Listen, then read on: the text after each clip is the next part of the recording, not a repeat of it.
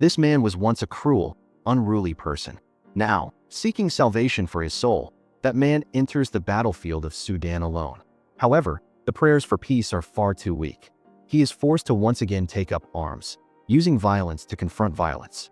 A trafficker gave him the nickname, the Gangster Preacher. Just because the Bible and the hail of bullets from a gling are not contradictory, a man who has crawled out of this hell is determined to enter another. But is the peace built on bullets and blood the true salvation he is searching for? The story must go back 6 months. This man's name is Sam, a drifter who deals in hot goods and robs people. That day, just as Sam stepped out of the prison gates, he saw his wife Lynn waiting at the entrance. After a long time apart, the two of them suddenly broke down in tears. But this warmth didn't last long. Sam felt that his wife seemed to have changed, but didn't pay it any mind. It wasn't until he got home and saw the cramped, shabby rented room that Sam frowned. He angrily asked Lynn why she wasn't going to work that night. If there was any trouble, Sam could solve it with his fists. It turned out that Lynn used to be a stripper at a bar. But after Sam went to prison, she gave up that revealing job and switched to being an assembly line worker at a food factory. With less pay, life was naturally more difficult. Hearing this, Sam's anger suddenly erupted. He clearly knew that while he was in prison with no income, his wife dared to quit a high-paying job. Sam immediately started cursing, ordering Lynn to go back to work at the bar right away. Otherwise, how would this family live? But unexpectedly, Lynn resolutely refused Sam's request. She said she didn't want to go back to her old life anymore. And while Sam was in prison, she had converted to Christianity. Now, she had been helped by God to change herself. Hearing this, Sam found it incredibly ridiculous. How could a fallen person change so easily? He once again forced Lynn to go back to the bar, then angrily slammed the door and left. Full of resentment, Sam rode his motorcycle straight to the familiar underground bar. His best friend Donnie saw that he was out of prison and immediately hugged him excitedly. The deafening music and familiar feeling made Sam temporarily forget the troubles at home. It wasn't until the next afternoon that he woke up with a splitting headache. His stomach was churning uncomfortably. The long-term abuse of drugs and alcohol had ravaged Sam's body. Now his whole body was so weak he couldn't even stand steady. Meanwhile, Lynn was taking their daughter to be baptized at the church. A relieved smile appeared on her lips. She had clearly escaped the dark life of the past. Not long after, night fell, and Sam, in high spirits, returned to his old trade with Donnie, storming into the house of a hot goods dealer with a gun. After firing indiscriminately into the house, Sam immediately subdued the dealer who was trying to flee. He beat the man to a pulp and then successfully took all the hot goods and cash. Seeing that his goal was achieved, Sam knocked the illegal dealer unconscious with the butt of his gun and then quickly returned to the car with Donnie. Neither of them could contain their extreme excitement. They just thought that tonight was incredibly lucky. This money would be enough for them to live lavishly for a while. In his euphoric state, Sam suddenly felt a surge of compassion. Seeing a homeless person walking in the cold wind, he told the person to get in the car to warm up for a bit. But he didn't expect this homeless person to also be a desperate man. As soon as he got in the car, he pulled out a dagger and held it to Donnie's throat. Then, he coldly stated a location, threatening them to drive him there. Sam also showed a fleeting look of confusion, but before he could think of a way to resolve the danger, the after effects of the drugs in his system suddenly kicked in. He instantly flew into a rage, and without a second word, snatched the dagger from the homeless man, then directly lunged at the man, frantically stabbing him dozens of times in the stomach. Under the influence of his madness, Sam lost all reason. It wasn't until the man stopped moving that he threw him out like a piece of trash, pushing him out of the car. After returning home, the intoxication and the after effects of the drugs gradually wore off. Sam saw the bloodstains on his clothes and only then, belatedly, felt fear. Thinking he had killed someone, he immediately ran into the bathroom to scrub the bloodstains off his clothes. The noise woke the sleeping Lynn. Seeing Sam's panicked state, she instantly understood what had happened. And so, the next morning, Lynn led a dazed and soulless Sam to the church. There, Sam sincerely repented for the sins he had committed. Perhaps the baptism really had an effect, or perhaps he just wanted to completely shed his past. After that, Sam truly changed. Not only did he give up his old habits, but he also found a job as a construction worker. Every day, he and his colleagues moved bricks. Although he was exhausted, he felt a rare sense of stability. Life was gradually getting back on track. However, his lack of a degree caused Sam to lose many good opportunities. Just as he was thinking about how to earn more money, his best friend Donnie suddenly called to meet up. Sam didn't think much of it and went to the meeting spot. Unexpectedly, Donnie told him that the homeless person from that night had not died. Sam was a little surprised to hear this, but immediately afterward, he felt as if he were being protected by God. That evening, Sam returned home very late. Lynn thought he had failed to resist temptation and had returned to his dark past. But unexpectedly, Sam had gone to sell his blood to provide for his family. Looking at the small denomination bill, Lynn couldn't help but hug Sam. But the warm atmosphere didn't last long before a tornado warning suddenly flashed on the TV. Immediately after, strong winds began to gust outside the window. The wind carried sand and rocks that slammed against the glass panes, and even the shabby rented house shook violently. He immediately told his wife to hold their daughter, while he took a dagger and went into the living room. Sam quickly slit open the carpet, revealing a basement underneath. Without time to answer his wife's question, Sam quickly grabbed a gun and fired 5 consecutive shots into the floor. Finally, the entrance to the basement was opened. But just as he got his wife and child down, the force of the tornado suddenly intensified. The furniture in the house collapsed in the violent shaking. Sam hurriedly used his body to block the basement entrance, his mouth unceasingly comforting his wife and child, who were petrified with fear. A night passed just like that, and the tornado finally stopped. Although the house was completely destroyed, fortunately, everyone was safe and sound.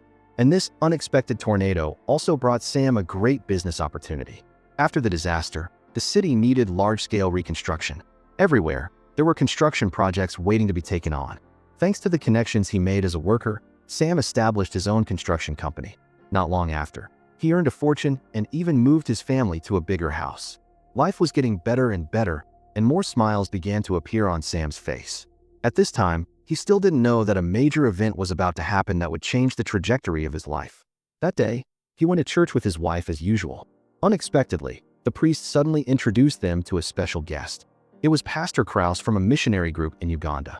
With a sorrowful expression, the pastor told everyone that their brothers in Africa were living in a state of lacking food and clothing. He hoped that those who were able could help. These words had a powerful impact on Sam. But before he could act, he received news that Donnie was bedridden with a serious illness. Remembering their old friendship, Sam took Donnie home and cared for him diligently. Yet he still couldn't forget Pastor Kraus's words. And then, at the dinner table a few days later, Sam suddenly proposed that he wanted to go to Africa to see for himself. Maybe he could use his skills to help refugees build houses to shelter them from the rain and sun. This decision received the full support of his family. Therefore, as soon as he finished the project he was working on, Sam didn't hesitate and flew straight to northern Uganda. He quickly got to work building houses. However, just as the project was progressing smoothly, 2 Sudanese soldiers suddenly appeared at the construction site. Seeing this, Sam took the initiative to approach and greet them, asking if they needed help clearing the rubble. Needless to say, his offer was flatly rejected. Sam didn't insist, just smiled and said a few words before turning to leave. However, during a break, he proactively sought out the soldier named Deng. Sam expressed his desire for the man to take him into Sudanese territory to see if there was any place he could help. Although Sudan was still engulfed in the flames of war at that time, after thinking for a moment, Deng still agreed to guide Sam. Afterward, they boarded a crowded bus and entered Sudanese territory. The smoke and fire of war immediately hit them. The air was faintly scented with earth and gunpowder. Along the way, one could see artillery shells and ruined houses everywhere. Smoke and disease plagued this land, and the living conditions were so terrible they were hard to imagine. In addition, the people had to be constantly vigilant against surprise attacks by the rebels. Every minute and every second was filled with danger. But Sam was undaunted by the scene before him. He quickly busied himself with the local doctors, treating refugees wounded by the warlord Coney. It wasn't until late at night that Sam got a little rest. At this time, Deng approached him and told him about Coney's crimes. He was cruel and ruthless, brutally massacring innocent civilians. The weapons of the Sudan People's Liberation Army were old and outdated, no match for him at all. As soon as he finished speaking, Sam's gaze fell on Deng's gun. He skillfully disassembled it, and then showed the other man a few ways to maintain the weapon. Seeing this, Deng thought he had been a soldier, but Sam said he was just interested. As darkness gradually fell, the sound of children's singing suddenly came from outside the window. Then, hundreds of children ran into the camp. Sam stood up and went to the window to observe carefully. As he wondered where these children came from, Deng took the initiative to explain. To prevent surprise attacks by the rebels at night, every evening, the people living deep in the forest would bring their children to the camp to sleep over.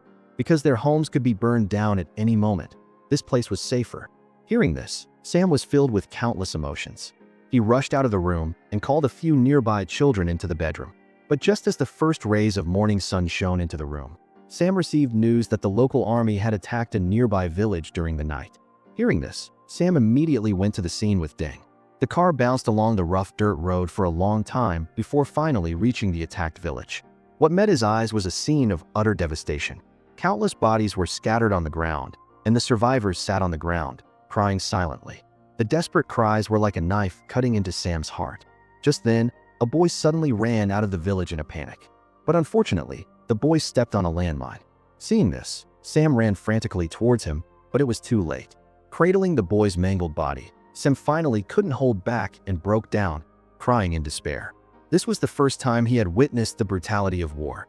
The boy's blood stained the ground red beneath him and also changed Sam's mind once again. After returning to the US, Sam was lost and soulless day and night. The scenes from Sudan constantly replayed in his mind. He couldn't sleep, so he took out a pen and sat at his desk, drawing. The next morning, Lynn looked at him with a heavy heart, but Sam was still full of energy and excitement, showing her the results of a whole night's work. He was preparing to build an orphanage in Sudan to shelter the children who had lost their parents to the war. After hearing her husband's plan, Lynn chose to support him unconditionally. So, in addition to withdrawing all their savings, Sam also asked friends to help build a small church in town. Then, on the occasion of its inauguration, he organized a charity fundraiser. He didn't deliberately try to make people emotional or be dramatic. He simply recounted what he had seen in Sudan. But those true stories made everyone present's eyes turn red. And so, Sam quickly raised enough money. Not long after, he hurriedly said goodbye to his family and once again set foot on that land of smoke and fire. But this time, he also brought building materials and a few volunteer workers. After some on-site surveying, Sam made a bold decision. He would build the orphanage near a village in northern Sudan. This idea was immediately opposed by Deng, and even the person in charge of the local land management bureau advised him to find another place. Because that area was desolate, remote, and located right in the war zone, it could be flattened by bombs at any time. Moreover, the local army would not leave him alone. But Sam didn't explain much. He waved his hand and bought the piece of land. Early the next morning, he carried his tools to the empty lot and, along with the workers, started making mud bricks to begin building the orphanage. Sweat soaked Sam's clothes, but his eyes were more determined than ever. At this moment, Deng suddenly appeared at the construction site. He introduced Sam to a local woman named Shields and said she could help him look after the children and manage miscellaneous tasks when he was busy. However, the local army clearly could not tolerate this behavior. That night, Sam was watching a video of his daughter when suddenly, intense gunfire erupted outside. He rushed out to check the situation.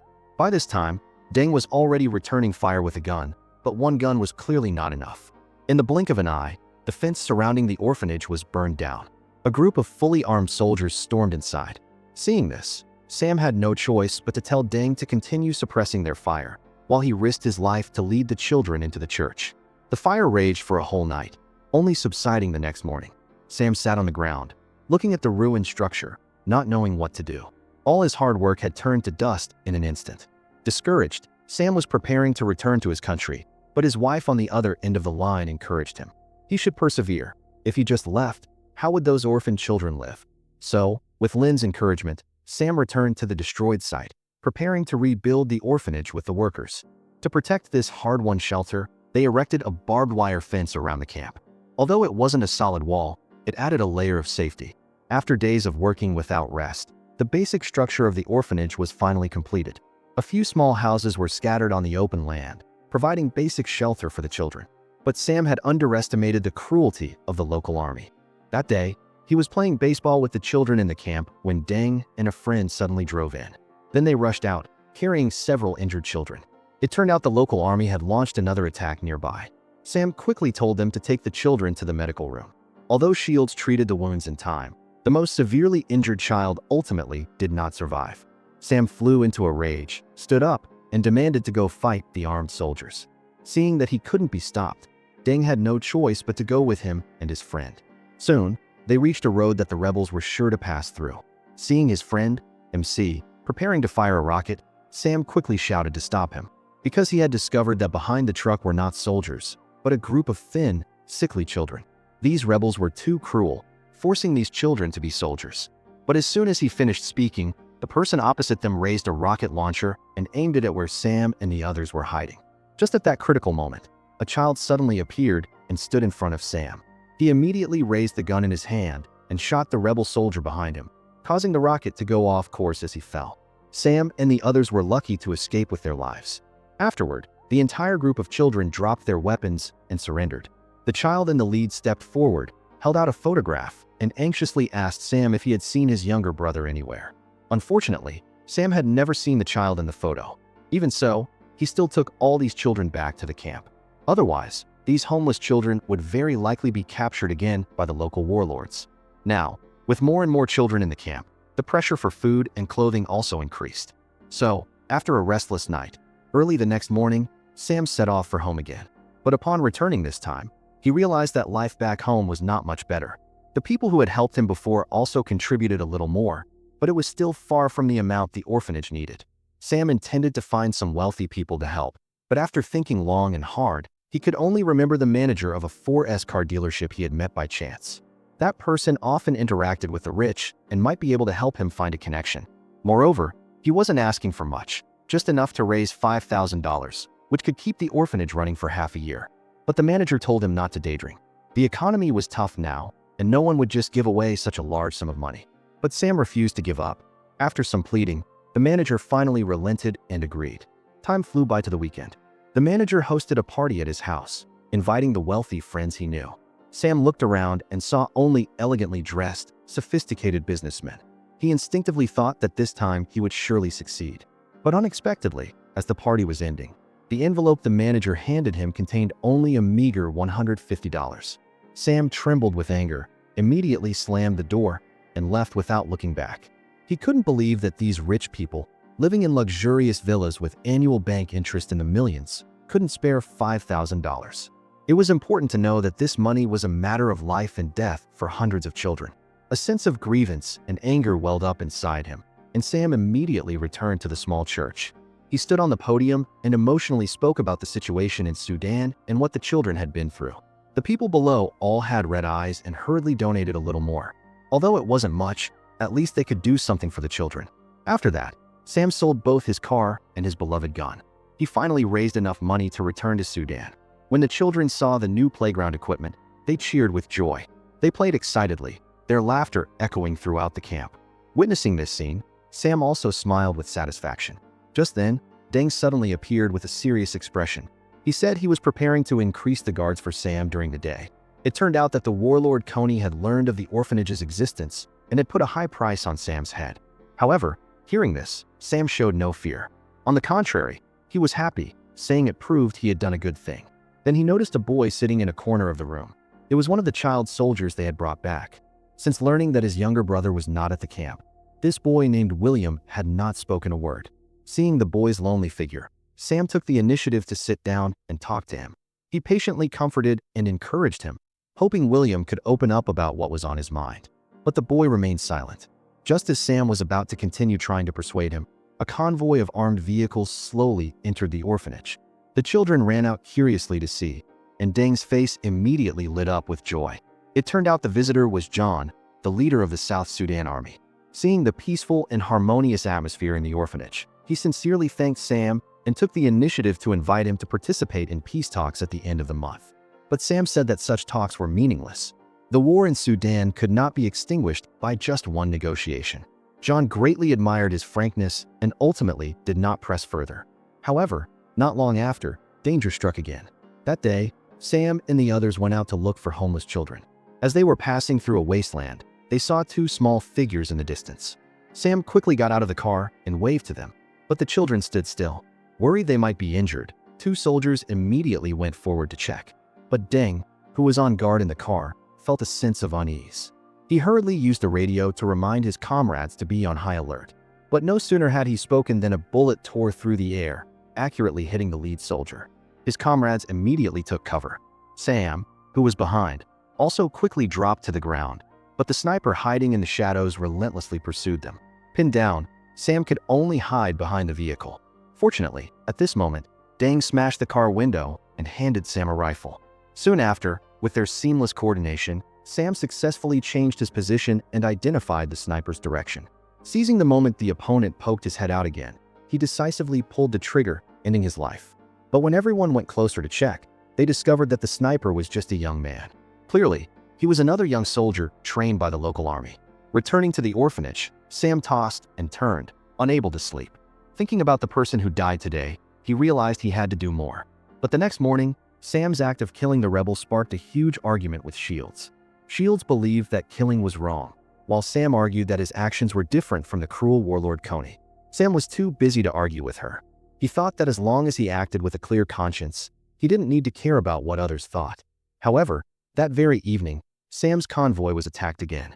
After the gunfire gradually subsided, everyone carefully approached with flashlights to investigate. They were horrified to discover 10 children hiding in a dirt pit. To ensure the children's safety, Sam decided they had to move immediately. But the current vehicle could only hold a maximum of 25 people. Not wanting to be left behind, the children pushed and shoved to get on the vehicle.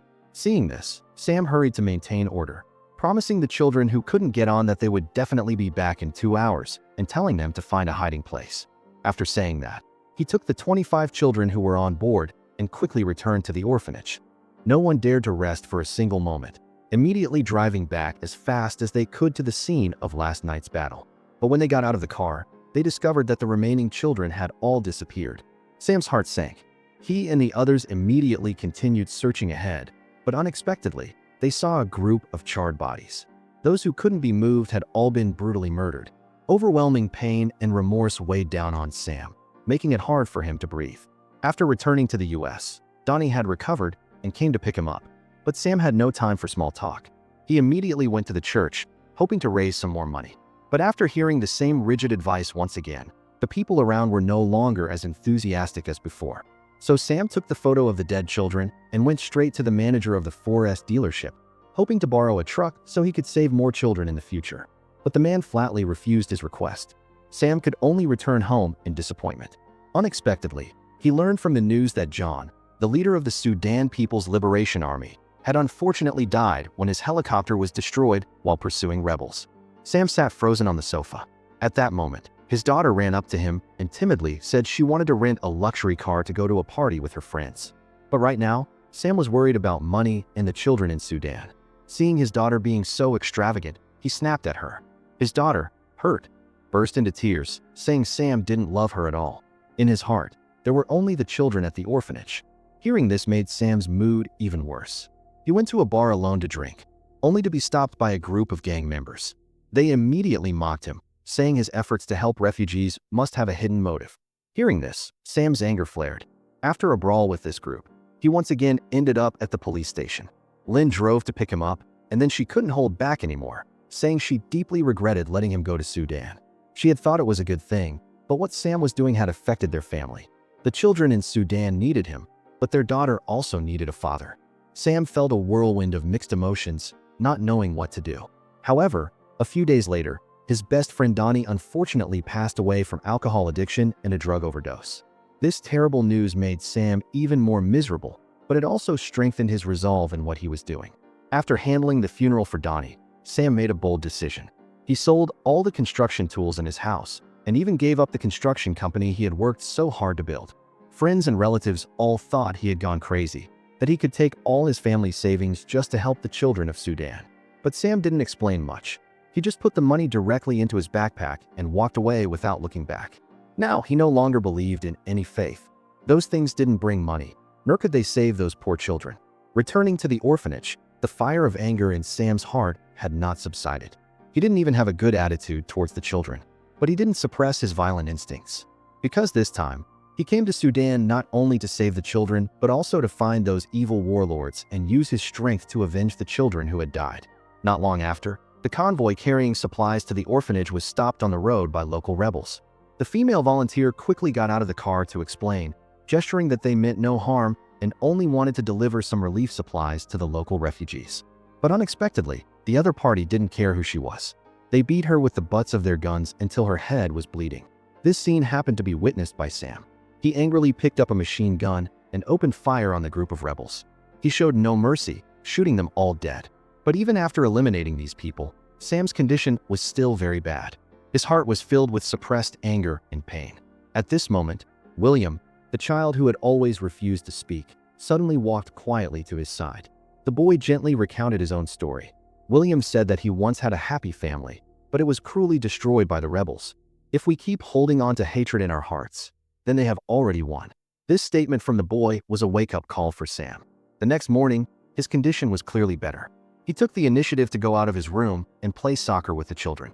He even called home to play a word game with his daughter. The laughter on the other end of the line helped to ease his mood. But the peaceful days did not last long. A few days later, they received news that the rebels had again abducted a large number of children. Sam and the others immediately drove in pursuit.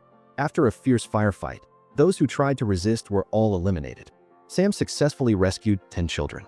But during the chaos, one of their vehicles was damaged, making it impossible to take all the children at once. They had to transport them back to the orphanage in batches. This time, Sam did not go with them. He stayed behind with 3 other soldiers to protect the children who weren't on the first trip. The vehicle rolled across the desert, but Sam's rescue work continued in this land of smoke and fire. Here, the film ends. This film is adapted from a true story. The main character, Sam Childers, is still continuing his relief work in South Sudan and Uganda.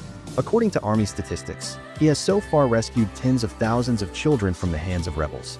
This is not a traditional savior story, but it is incredibly real and bloody. Today's story ends here. Thank you for watching. What do you think of this film? Please comment below.